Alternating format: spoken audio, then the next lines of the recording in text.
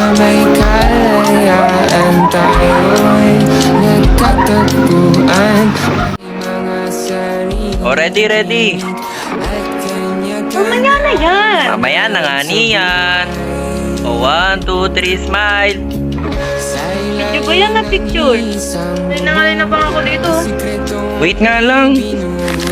Sabi nila, your friends are your family.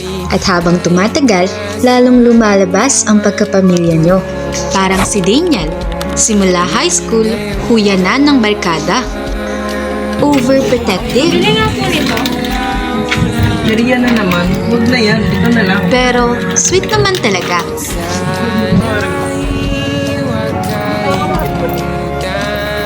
Siyempre hindi mawawala ang nanay ng barkada. Parang si Monique. Kahit sa gala, always kompleto ang gamit. Exag! Pero syempre, alagang-alaga naman kami. Minsan tayo ay naging tunay na magkaibigan. Ito namang isa, si Ralph. Ang piling pogi sa barkada. Hoy, si Ralph nagsasalok!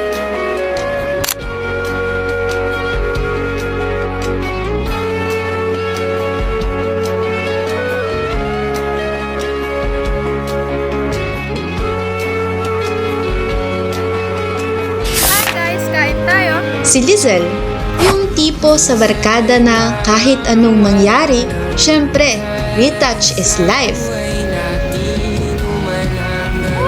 Tara na, uwi. Para bang tayo'y mauusap sa ilalim ng bilog na buwan. Mga tiyan at Angel, ano na? Nagkukulong ka na naman ba dyan sa kwarto mo? Tara, gagala! Susunduin ka na namin dyan, ha? At syempre, matatapos ba ito kung wala yung mga palaging hindi pinapayagan sa mga gala? Syempre si Angel. Hindi mo kailangan ng dahilan para sumama. Minsan, sapat na yung taong masarap kasama.